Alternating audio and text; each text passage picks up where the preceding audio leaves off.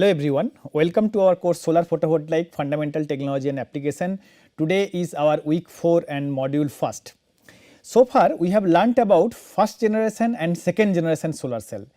In first generation solar cell we have talked about single crystal silicon solar cell and we have seen how to process a single crystal silicon and how to make a solar cell from this single crystal silicon. In next thing we have learnt about the second generation solar cell. There we have seen how to make a thin film based or amorphous silicon solar cell. In today's lecture we will start about third generation solar cell. Now as we also mentioned previously, this third generation solar cell that includes lot of different varieties of materials. As the new and new materials were discovered, new and new varieties of the solar cell also come into the picture. For example, dye sensitized solar cell, organic solar cell and perovskite solar cell. In today's lecture we will learn about dye sensitized solar cell. Now one of the biggest challenge or questions which came to the mind of our scientific community is that why an artificial leaf cannot be made. So we all know that the plants make their own food by a process called photosynthesis. So what they do that, they take the water molecule from the ground and they absorb the carbon dioxide, and using this carbon dioxide and water molecule by a process known as photosynthesis, the plant make the food. And in this process the chlorophyll pigments in the plant leaves helps to convert this water and carbon dioxide to generate glucose molecule, and as a byproduct oxygen is also generated, and we take that oxygen and release that carbon dioxide, and on the return plant take back that carbon dioxide. So the main powerhouse or main cooking place of all this glucose food is happening in the plant's leaf. And if we look closely, this plant leaf contains the chlorophyll pigment. Now what is this chlorophyll? Chlorophyll is a biomolecule which is attached to a porphyrin ring, just like here. Now the question is that the green color of the chlorophyll or the green color of the leaf, better to say, comes from, we know, from the chlorophyll pigment. So if we make this green color of pigment, or if we make a chlorophyll like molecule in the laboratory, can we also mimic the photosynthesis process in the lab? So let us look at that thing. So the question is that when light falls on a material, or like in this case our plant leaves, when light excites, so what happens, it excites the porphyrin ring. And chlorophyll is a protein complex that separates the charge carriers. Charged chlorophyll is reduced by oxidations of water. Two water molecules and oxidize, releasing oxygens and protons 4H plus, and the released electrons power the transport of protons, further interact with adenosine triphosphate for cell energy, eventually reducing carbon dioxide to sugar. This is like, in a nutshell the process happens in a plant. Now in 1970, Helmut Tribers and Melvin Kelvin wanted to study the electrochemical properties of chlorophyll in an extracellular environment. Extracellular environment means like away from the plant system, or it is away from like any in vivo system. So whether we can mimic these things in our laboratory. They found that they could achieve charge separation using large band gap semiconductors, for example zinc oxide and cadmium sulfide in contact with an electrolyte. Later on we have found that even a common semiconductor which has a large band gap is titanium dioxide, and this titanium dioxide is used very commonly to fabricate the dye sensitized solar cell. Now chlorophyll injects electron from excited levels into the conduction band, giving an anodic photocurrent, and charge separation is irreversible. The electrolyte is oxidized at the chlorophyll molecule and is reduced at the cathode to complete the circuit. In 1970, these two guys, Helmut Tribus and Melvin Kelvin, they used this process to measure the absorption spectrum of various chlorophylls and natural organic dyes. In the absence of an energy gap, the charged chlorophyll molecule is quenched, since both holes and electrons can be conducted in the metals. They use zinc oxide semiconductor anode and platinum cathode in KCl electrolyte solutions. So long before the concept of dye sensitized solar cell came into the market, already there was a existing idea like we can use some kind of semiconductor and some kind of pigment, where the pigment will play the role of absorbing light and the semiconductor will play the role of conduction of the charge carrier. All we need is to regenerate this process, and the regeneration of the process usually is done by the electrolytes. And in the earlier days, in the place of electrolyte, people used to use some kind of KCl electrolyte solution in conjunction with the semiconductor layer. Now this concept later on further converted to the today's so called the dye sensitized solar cells or DSSC. Here in this picture we are showing that there are some transparent window or even transparent door which was fabricated by these dye sensitized solar cells. Now one of the biggest advantage that we already mentioned previously, that this organic photovoltaics including these dye sensitized solar cells, they can be made flexible as well as transparent. So that means we can put it on any substrate on which we like to put it, and at the same time light can also transmit through them. So the benefit is that let us say I have a wall and I can replace that with some transparent dye sensitized solar cell, so that we get complete amount of light in the daytime and also it can generate the energy. So the concept of the zero energy building can only be realized by this kind of design, and dye sensitized solar cells does that job. Now this DSSC or dye sensitized solar cell, it is also commonly known as Gratzel cell, because this was first discovered by a Swiss scientist Michael Gratzel in 1991. So this DSSC concept was first pioneered in 1991 by Regan and Gratzel at EPFL laboratory at Switzerland. The DSSC solar cell can be made flexible, that means we can put it on any flexible substrate. It has a good potential for being a low cost solar cell technology. The materials which we use to make this kind of solar cell is abundant in the nature. Even we can use some natural pigments or natural dye molecule to fabricate this particular kind of solar cell, that makes them really inexpensive. This is mainly possible because of the large availability and the low cost of the ingredient material, as well as due to the low processing temperature.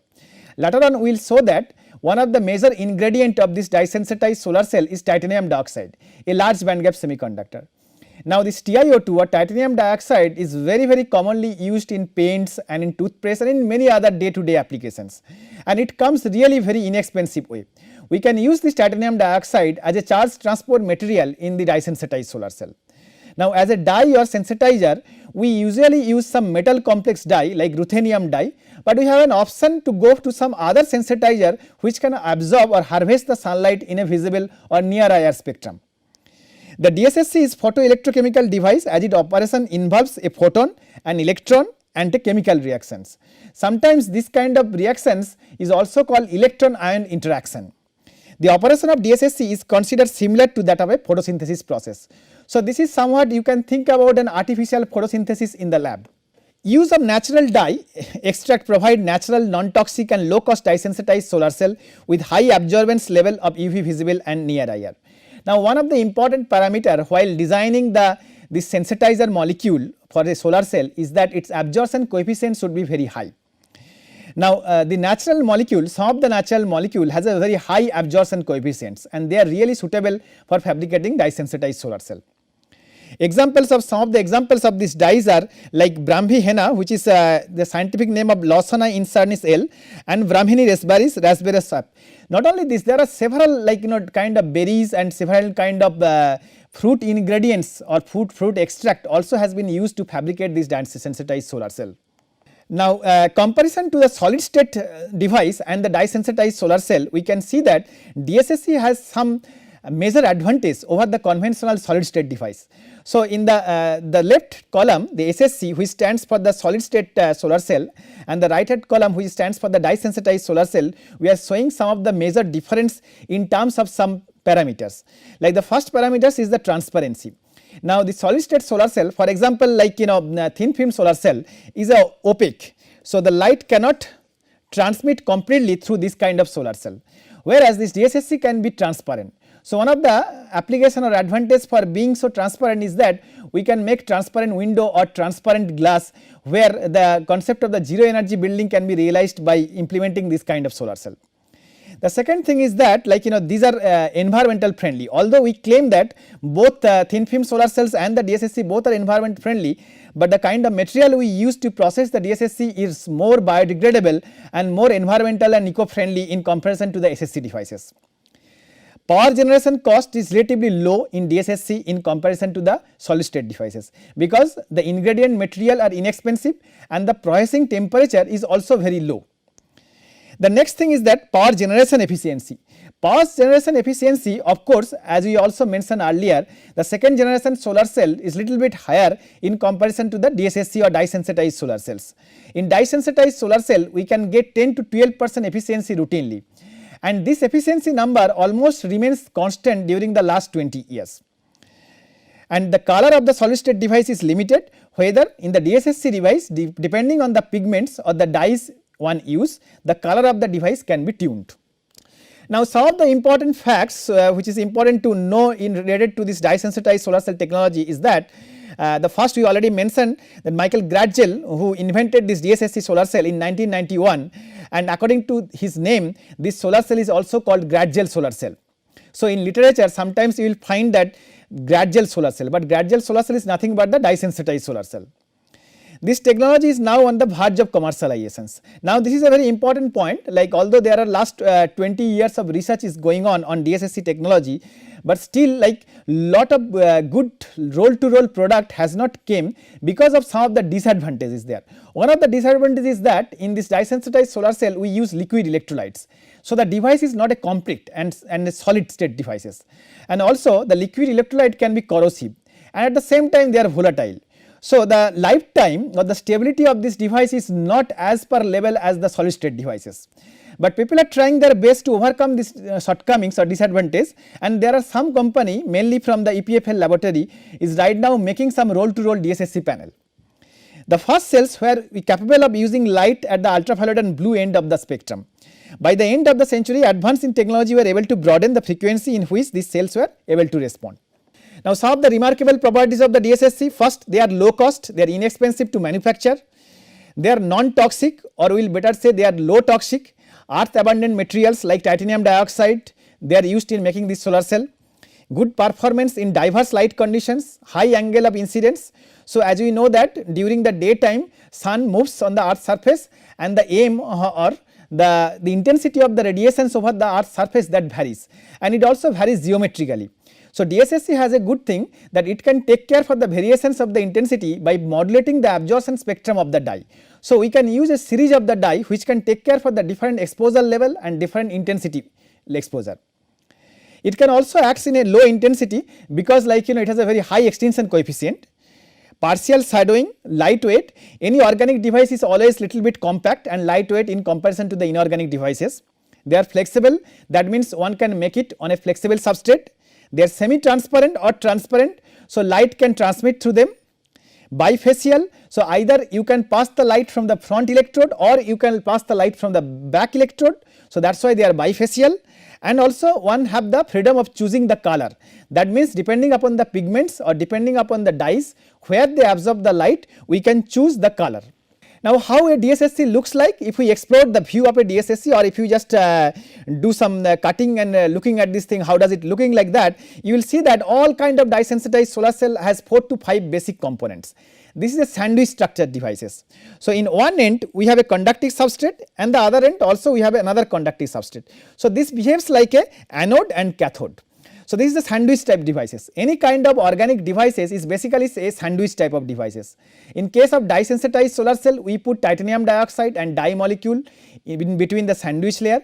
In organic photovoltaic devices, we put polymers, usually donor polymers and acceptor molecules in the sandwich region. In perovskite solar cell, we put perovskite materials in the sandwich region, but they are all sandwich kind of solar cells. Here like we have two different electrodes. One is the conductive electrode, which is usually made by putting some conductive layer on the glass substrate. As we know that if this is a glass substrate, this is usually not conductive. How can we make a conductive? By putting some kind of conductive layer. So, usually in the DSSC technology, this is done by putting a doped indium oxide or doped fluorine oxide on top of a glass substrate, and then we call it as ITO, which stands for indium doped tin oxide, or FTO, which stands for fluorine doped tin oxide. Now, this doping makes them conductive, and we can measure the conductivity by using some multimeter.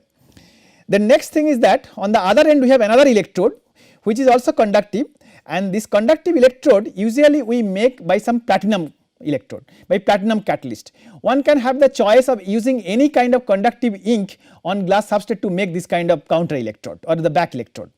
Now, the front electrode is transparent, usually light enters through this front electrode.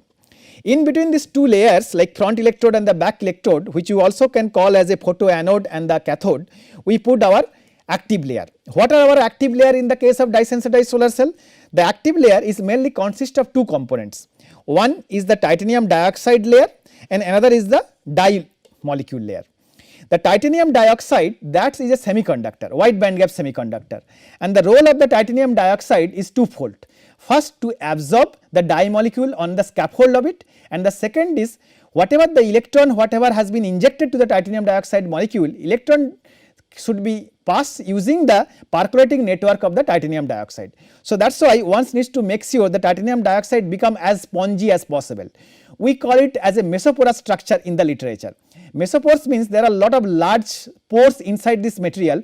So, the dye molecule can go inside this pore, and at the same time the electron can get a percolating network to travel through these pores. The next important ingredient is the ruthenium dye. Ruthenium is a metal and it has an absorption which spans from the lower UV range to all the way to visible range to somewhat to near IR range, and it is a very commonly used dye. So, there are two different kinds of ruthenium based dye is used in the industry, and they are known by the name of two scientists. One is called N907 or N3 and another is Z907. So, this N and Z, they stands by the name of two scientists, one is Naziruddin and another Z stands for Zakiruddin. So, and this 3 and 7907, they actually stands for the number of experiments or number of the sample value which works for the best. So, they have tried. So, Z907 means, so he has synthesized like 907 samples before that, and 907th molecule shows a good property in comparison to the other, and that is why that has been commercialized. And what is the role of the dye? The role of the dye is to absorb the light so that the electron can goes from the ground state to the excited state, or we can go say that electron can go from the valence band to the conduction band. Now, once electron is a conduction band, what will happen? Depending upon the energy level matching, this electron will try to come to the next favorable energy level, and titanium dioxide provide that matrix. So, whatever the electron that injects to the titanium dioxide matrix using the titanium dioxide's mesoporous structure, that electron percolates through and finally come to the photoanode, whereas the hole whatever left behind that comes back to the ground state. But this whole process needs to regenerate. This is not a one time process. So, let us say I have an electron in the valence band and I put it in a conduction band. Now, after this process has been completed, again the dye molecule has to comes back to the ground state, so that it is ready for the next cycle of light absorptions. Now, that role is played by the electrolyte, the number 4th component here. So, in the electrolyte business, we usually use iodine triiodide as a complex electrolyte, iodine minus and 3I minus. So, iodine triiodide electrolyte actually what it does, like it participates in oxidation reduction reactions, and it regenerates whatever the oxidized dyes in the ground state, so that this process can repeat and we can get regenerative electron flow inside the circuit.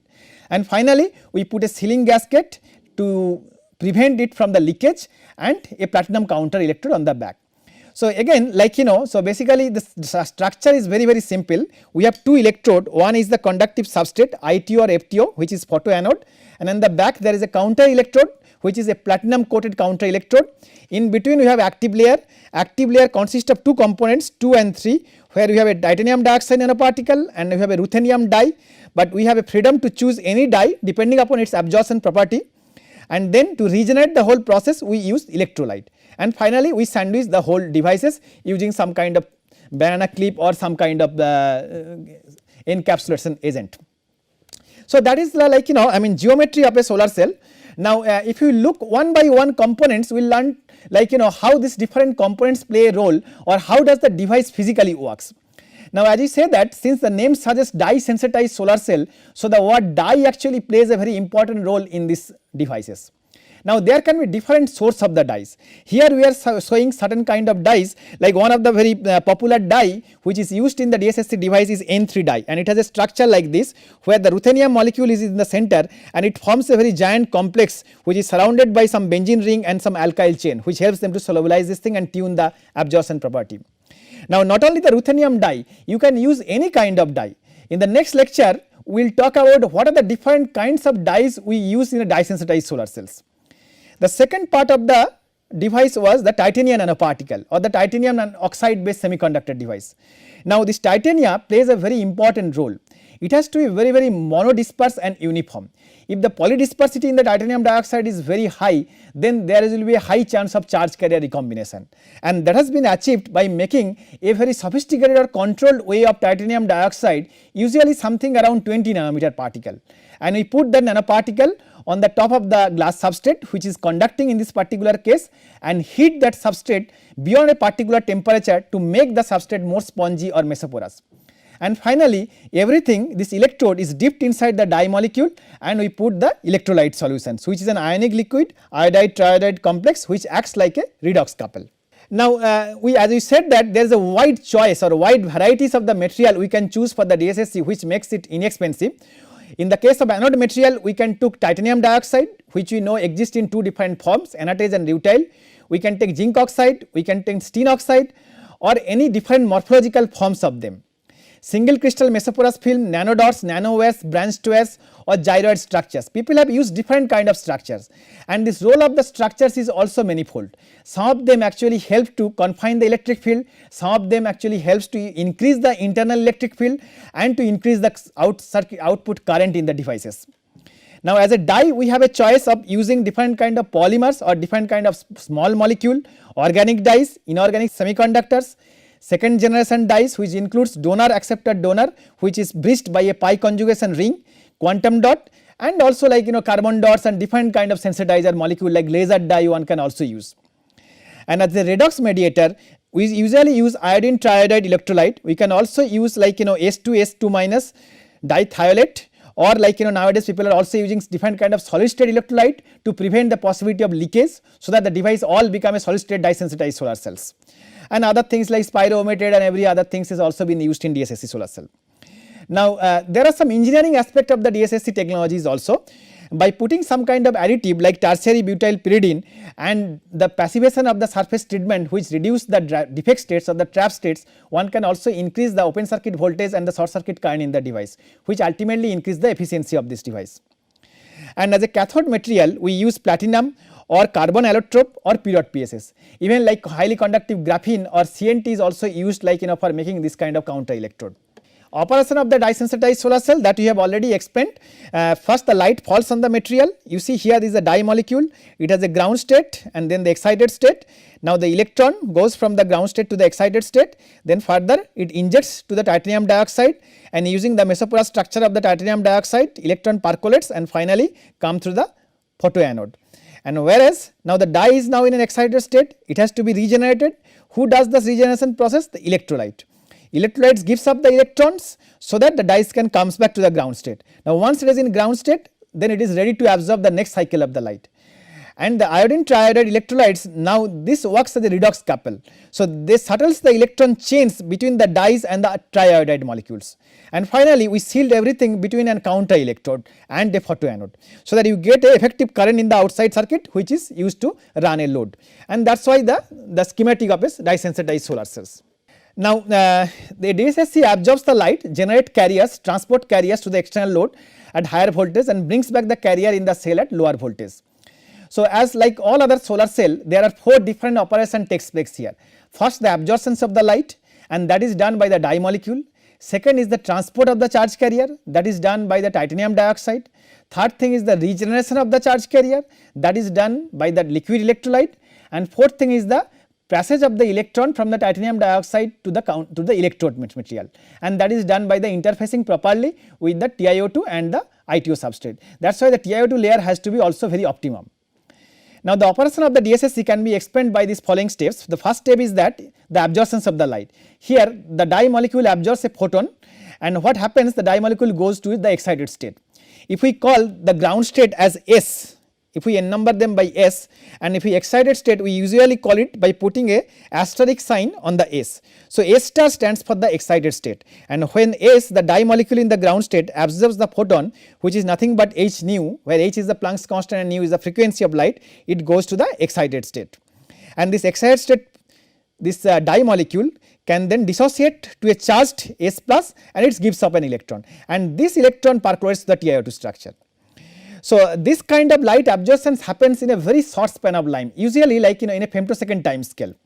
And this can also be, we can put it in terms of this equation, S plus photon is equal to S star, which is the excited state. Finally it disintegrates to S plus the positively charged di ions plus the electron, and this electron actually participate in the charge carrier conductions. Then the second step is that the excited electron is given to the conduction band of the semiconductor. So it is given up to the conduction band of the semiconductor. What is the semiconductor here? TiO2.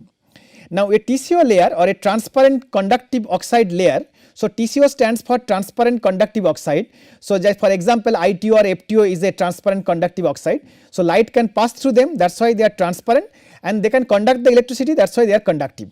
So a TCO layer is used to collect the electrons from the conduction band. Normally fluorine doped tin oxide is used for this purpose. The electrons then flow through the external load to the electrode counter, which is made of the fluorine doped tin oxide or FTO.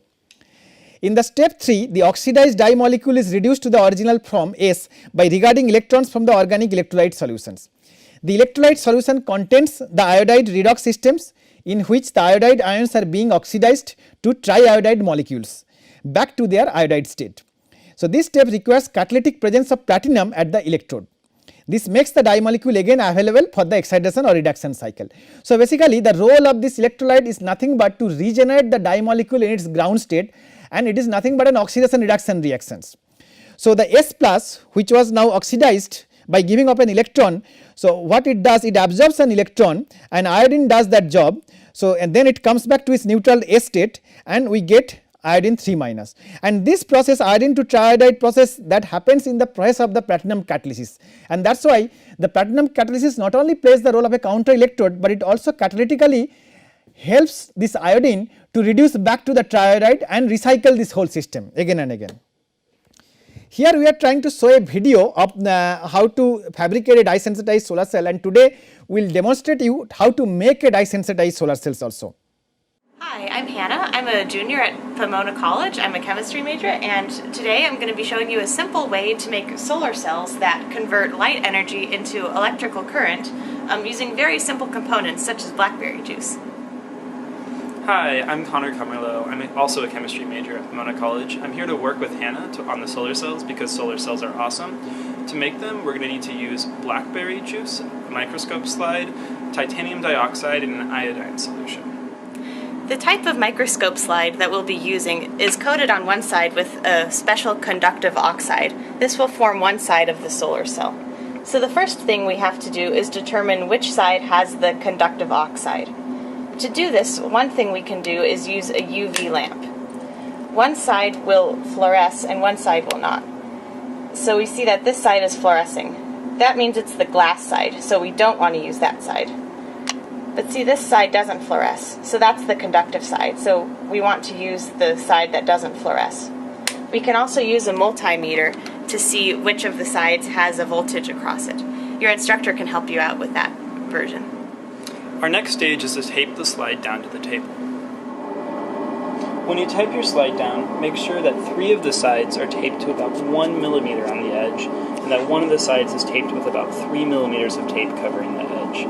Also, make sure that all of the sides of tape are sealed onto the paper, sealed onto the slide.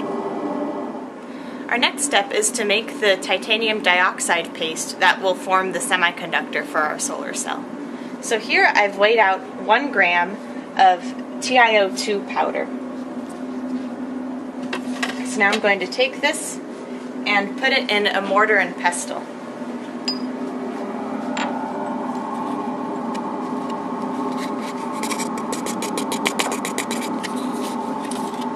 Now I'm going to add approximately 2 milliliters of ethanol. In this step, you can use ethanol, you can use propanol, you can use dilute nitric acid, but for this solar cell, we're going to use ethanol. Now I'm using a pipette to add it, but all you really need is just some way of adding it slowly. So you can also use a graduated cylinder.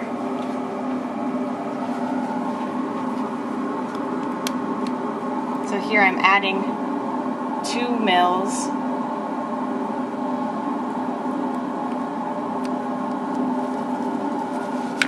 And now I'm going to stir it with the mortar and pestle.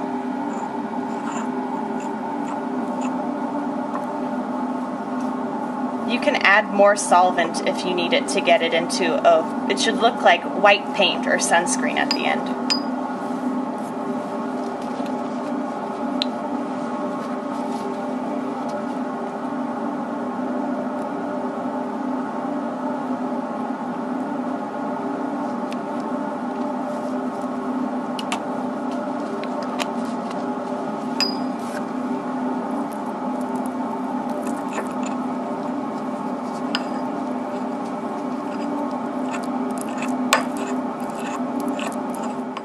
Now that we have our paste, it's time to add our paste to the solar cell. Your paste should have the consistency of watery shampoo. You can take a spatula and add 3 drops to the solar cell.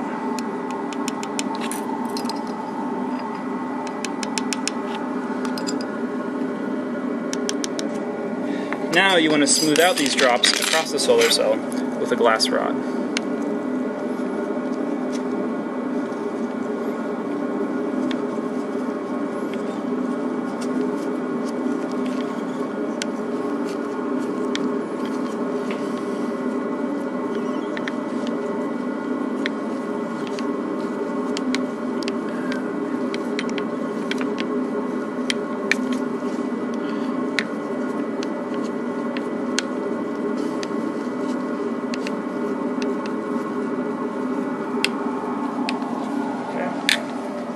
Maybe need a little more.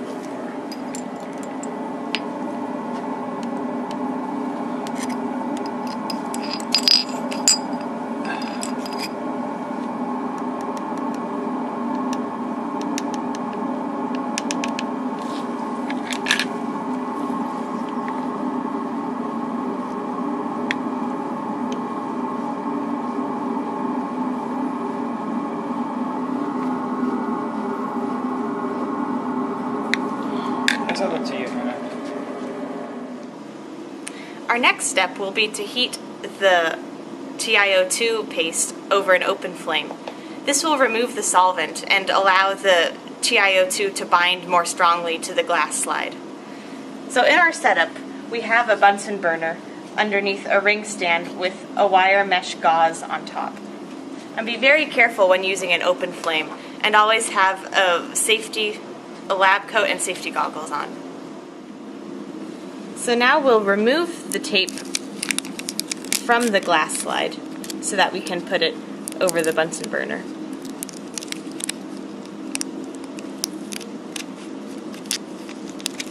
Note that because we had the slide taped down, our TiO2 now makes a nice neat square on top of the glass slide. Be sure to remove all the tape.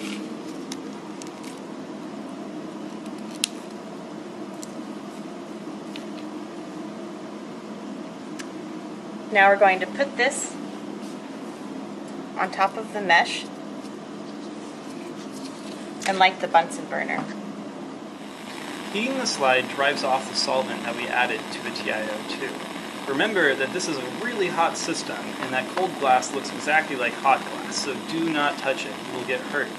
Also, with your flame, you want to have the inner tip of the flame just about touching the microscope slide so that you have the hottest part of the flame touching it. A key component of a solar cell is a dye that can absorb light and turn it into energy.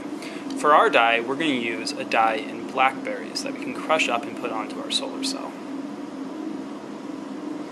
First, you crush up the blackberries.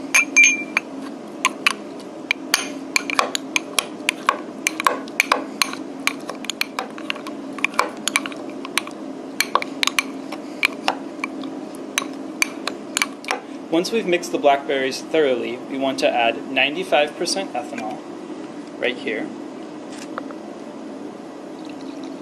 We want to add 12 mils of the 95% ethanol. We also want to add 12 mils of 15% acetic acid. Now you want to stir this up thoroughly too.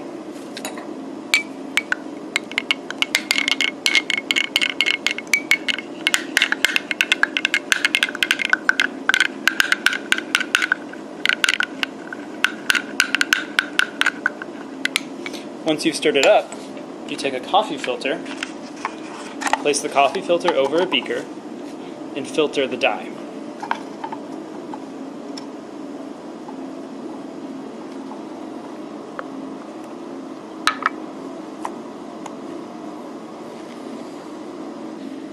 So now we have our final filtered blackberry dye. We're aiming to get about 10 mils. That's plenty for what we are going to do. Now I'm going to pick up the TiO2 slide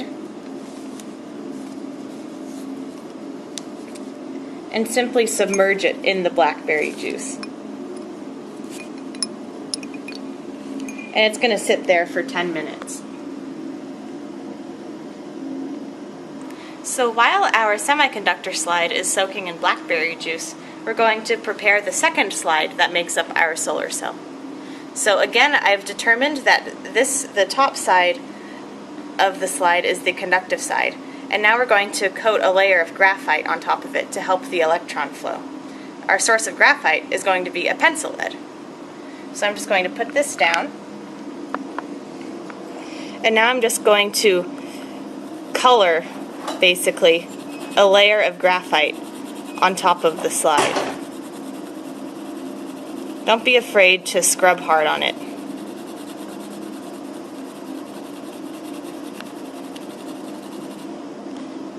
I'll draw on it again from another angle to make sure it's totally covered.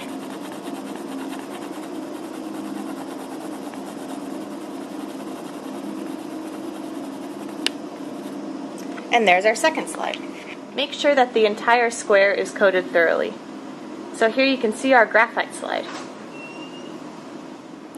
So now we've got our two final microscope slides. Now we're going to assemble our solar cell.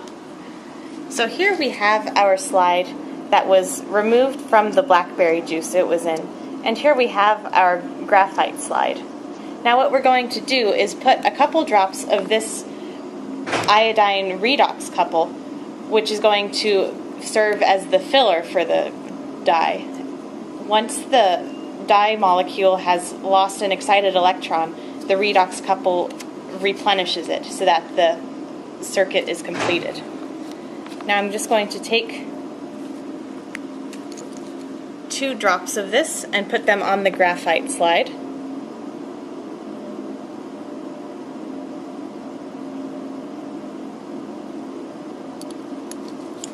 And now I'm going to lay one on top of the other, making sure that on each side a little bit of the glass is hanging off.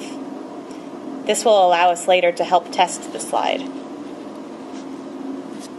The final step is to seal the solar cell. To do that, we're going to use 2 binder clips. Now, I'm going to clip the clips on the 2 sides that aren't overhanging.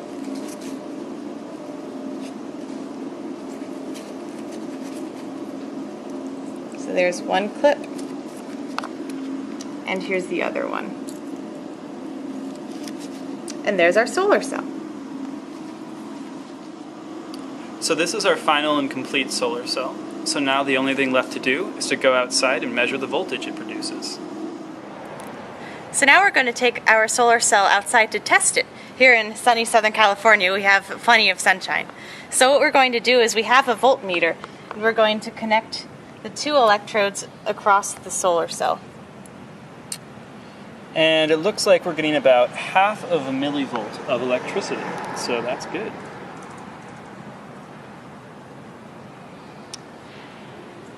Great, so this concludes our demonstration of making a dye-sensitized solar cell, and good luck in building your own.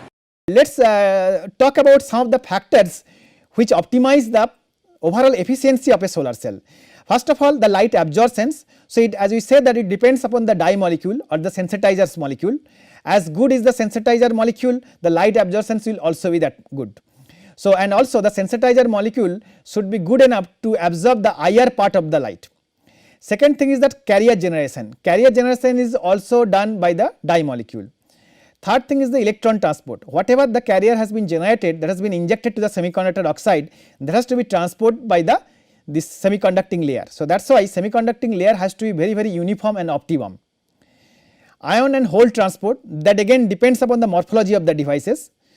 We have electron charge hole recombination. There are ways to prevent the recombination. We don't want a lot of recombination in the surface. Band to band recombination is a very common process, and we can prevent that band to band recombination by doing some passivations of the semiconducting layer. and also there can be charge transfer at outer contacts, and then there are series resistance and shunt resistance. When you have learnt about the equivalent circuit, we have seen that there are two different kind of resistance exist in a solar cell. One is the series resistance, another is the shunt resistance. Shunt resistance is the parasitic resistance which comes from the leakage current, and series resistance comes due to the metal semiconductor contact or usually from the defect states. Now, if we can minimize these defect states or the trap states during the fabrication process, or if we can passivate the defect states, then we can minimize this loss due to the defect states recombinations. Now, similarly, if we can passivate the counter electrode and the TiO2 interface, then we can also reduce the amount of leakage current, or we can reduce the amount of the shunt resistance. So, that is why, like we can control the current or voltage here. In the language of the organic solar cell, very often we replace this valence band and the conduction band by the word HOMO level and LUMO level. So, HOMO stands for the highest occupied molecular orbital, and the word LUMO, that stands for lowest unoccupied molecular orbital. You can think it as like a valence band and the conduction band in an inorganic semiconductor. So, what happens, the dye molecule absorbs the light and the electron goes from its HOMO layer to the LUMO layer, that means it goes from its valence band to its conduction band. Then according to the energetics, this electron will be injected to the conduction band of the titanium dioxide. From there it goes to the tissue, which is here ITO or FTO. Now, the electrolytes is there, this regenerates this process, and what happens, this ion and hole transport material, so the hole will transport in the opposite directions and electrons will come and that will settle and reduce back this dye to its ground state. And this electron which comes to the tissue, using an external circuit, it comes back to the platinum counter electrodes, and this whole circuit completes, and we get a current in the external circuit. So, that was the basic photophysics behind a dye sensitized solar cells. Now, some of the important application of the dye sensitized solar cells we usually use for transparent door or transparent window in our building, large area DSSC panel for outdoor and building integration, especially for zero energy building.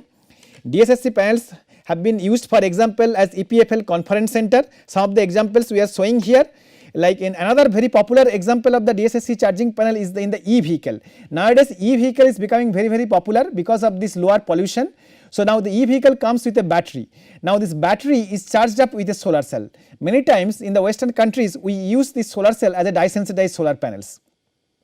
And also as a charging stoppage for the e-vehicle at the bus stoppage or at the intermediate stop, we can use like a solar panel, as example it is showing here in the left hand side, or also like in a bus stoppage we can showing here at the right hand side. So, the different color of solar panels has been installed here. So, the bus comes, stands here, they plug and get charged up for some time, and then again they can start. Now, in some of the airports also people have used the dye sensitized solar cell panels. One such example is the Geneva airport at Switzerland, where like DSSC panel has been used in the airport for indoor lighting purpose. So, there are some application, good application associated with the DSSC, but there are also some problems. As I said that the efficiency even after doing 20 years of research is still less than 20%, whether in perovskite solar cell it has reached to 20 to 23% efficiency, or in single crystal or in amorphous even solar cell we can get routinely 12 to 15% efficiency. And this is due to the low absorptions in the near IR region.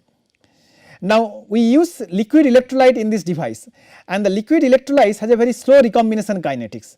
At the same time, since it is liquid, whole the device is not a solid state package devices. So, it has always a problem of the leakage, and also moreover this liquid electrolyte is volatile. So, over the time if we leave it for some time, this liquid electrolyte can evaporate. So, the regeneration process is stopped. Unless until we add again the liquid electrolyte, we cannot regenerate this process again and again. So, that is why this process is not very industry viable or industry friendly. And second thing is that during the course of the lifetime of a fuel cell, the platinum cathode suffers from oxidation, migration, loss of active surface area, and corrosion of the carbon supports and impurities. Now, today we will stop here, and now we will show you how to fabricate a dye sensitized solar cell really in the lab. We will start with a very simple dye sensitized solar cell, and then we will demonstrate you about a popular kind of solar cell which is known as a jamun solar cell, which is fabricated using a natural fruit called jamun, which has a pigment called anthocyanin. We extracted the anthocyanin from the jamun and we fabricated a dye sensitized solar cell out of that. So, but before going to the jamun solar cell, first we will show you how to fabricate a standard solar cell or standard dye sensitized solar cell. Thank you.